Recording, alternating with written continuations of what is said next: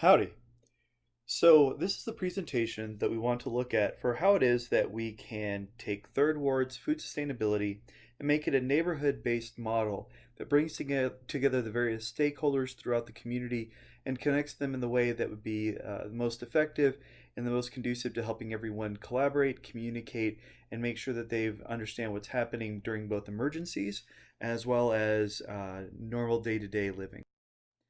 Now, over the last 6 months, we've spent this time studying and understanding the different stakeholders that have been collaborating with the focus of food sustainability in the neighborhood.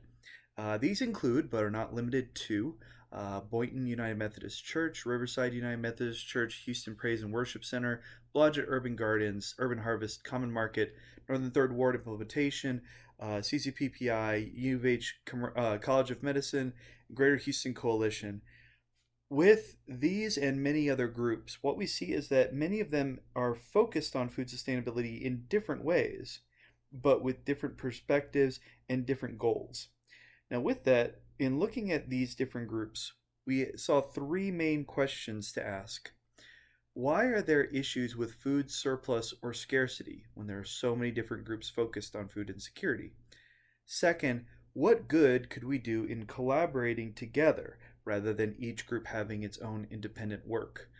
And three, how would that form of collaboration fit the community naturally rather than trying to create an artificial structure that ignores everyone who's already doing so much good for the community? With that, what we are able to do is to see various tiers, groupings of how these groups are focused on food sustainability. And the first tier is neighborhood distributors. These are the groups that are distributing food in connection with the food bank and other resources to those in the community who are in need.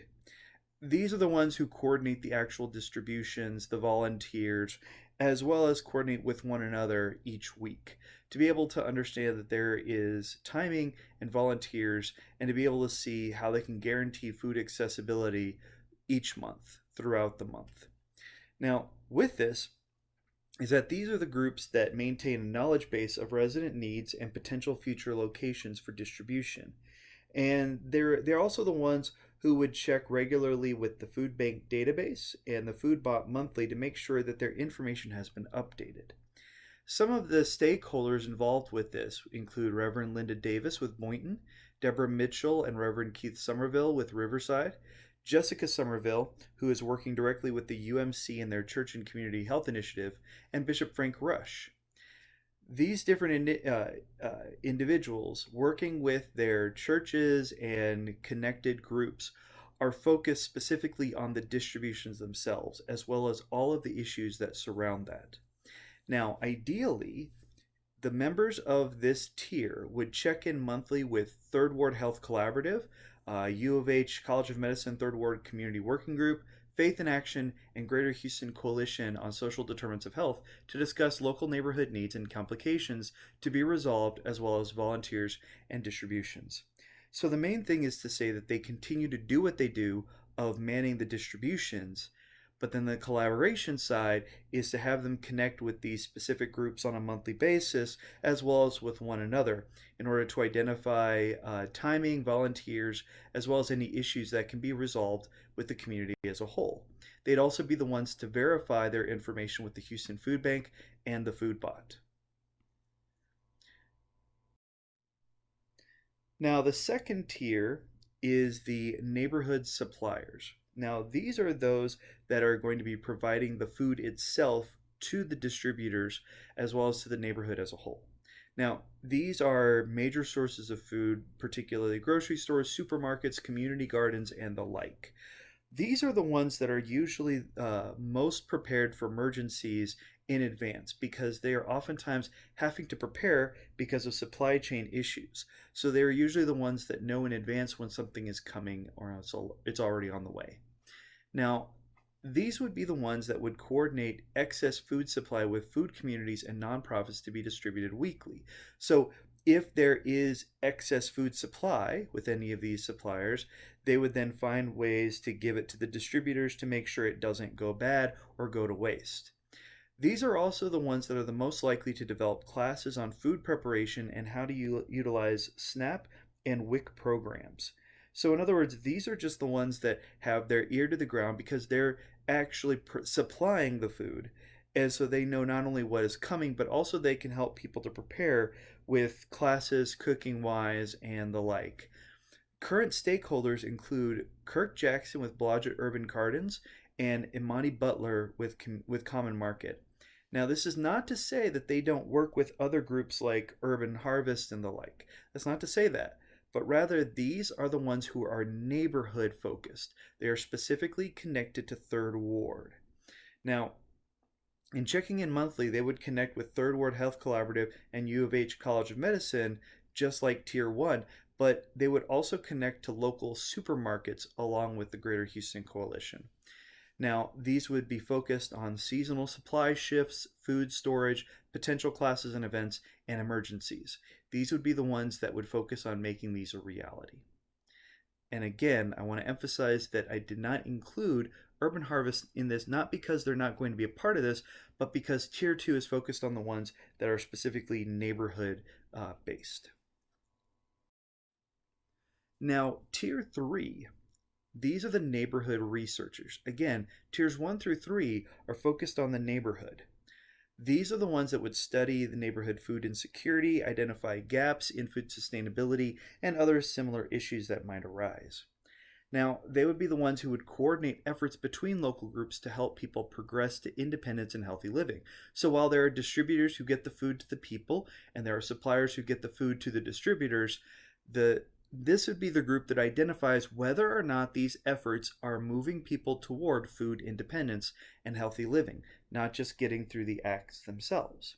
Now, these would be the groups that would apply for grants and funding for neighborhood projects, for facilitating food distribution, providing certain facilities, as well as getting interns to monitor the neighborhood on a regular basis to see whether or not the events and the programs that are going on are doing the good they intend to do, as well as identifying which people might still be in need.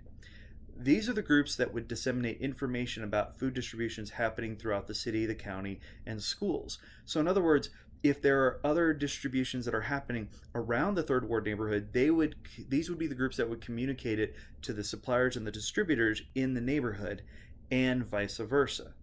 These would be also the groups that would connect Tiers 1 through 3 on a regular basis for communication. These would include Third Ward Health Collaborative, particularly with Felicia Coleman, Amelia Everett, and Kirk Jackson, as well as U of H College of Medicine Third Ward Community Working Group with Dr. Kendra Smith.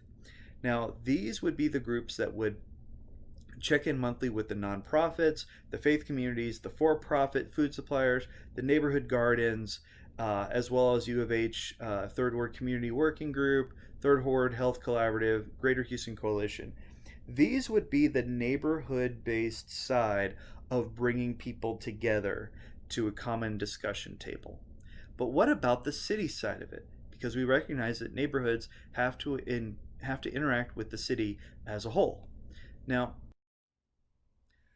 this brings us to Tier 4, the citywide connections. Tier 4 is a way of taking Tier 3 and connecting it with the larger city as a whole. These are the ones that study citywide food insecurity and identify gaps on that level in food sustainability. They coordinate efforts between local groups to help people progress to independence and healthy living. So this is the city side of what we saw on Tier 3.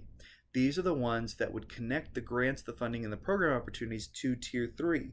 So while these groups don't necessarily always apply for these grants, they're the ones that will oftentimes know about them in advance, and they can connect them to the Tier 3 stakeholders. Now, of course, they can apply for these grants in certain circumstances, but we just understand that Tier 3 is neighborhood focused, Tier 4 is citywide. These are also the ones that will provide information about food distributions throughout the city to the Tier 3 stakeholders, who then give it to Tiers 1 and 2. The Tier 4 citywide connections also commit to making sure they have monthly involvement with the stakeholders in 1 through 3 through those monthly meetings. These are also the connections that would create pilot programs within other neighborhoods that end up benefiting from the lessons that are learned from Third Ward. Stakeholders currently include CCPPI with Dr. Sean Haley, Greater Houston Coalition of Social Determinants of Health, American Heart Association, Houston Food Bank, Urban Harvest, UT Health, Harris County Public Health, and Complete Communities, specifically with Krista Stoneham. That's not to say that these groups don't interact with tiers 1, 2, and 3 directly, but rather we're just acknowledging that these are citywide groups, so they don't always have the same focus on an individual neighborhood per se. However, they are meant to have regular check ins between Greater Houston Coalition and Complete Communities with Tier 3. Now, let's see how it is that these all end up connecting with each other. What we can see here is that Tiers 1, 2, and 3 have a cyclical pattern of communicating with one another. Tiers 1, 2, and 3 are all neighborhood based. So what we can see is that these groups each have their focus, but with their focus, they connect and collaborate with each other to understand what they are working on at least a monthly basis. So Tier 1 will communicate most often with each other, but then they make sure they touch base with Tiers 2 and 3 on a monthly basis. Tier 2, they communicate especially with each other, but they also communicate with Tiers 1 and 3 on a monthly basis. Tier 3 is noted that it is particularly collaborative. It is a coordinating effort. So specifically looking at U of H College of Medicine, as well as Northern Third Ward implementation. Now with that, Dr. Kendra Smith and Felicia Coleman have specifically been focused on making this a reality. How do we bring 1, 2, and 3 together on an ongoing basis to understand what's happening in the neighborhood, what's needed in the neighborhood, and how to provide that on an ongoing basis with research and funding? Now, the neighborhood by itself will end up becoming like an island unless it continues to have connections with Tier 4, the citywide side, which is specifically focused on Greater Houston Coalition and Complete Communities. Now, the other groups that are citywide continue to connect with the larger whole through meetings with Greater Houston Coalition and Complete Communities. But those are the collaborations, whereas the individual groups like Food Bank and Urban Harvest and the like, these are the ones that have specific missions that then connect with the city, and then through the city connecting with the neighborhood. Now, notice that most of the connections then have to come back to 3 and 4 dialoguing with one another.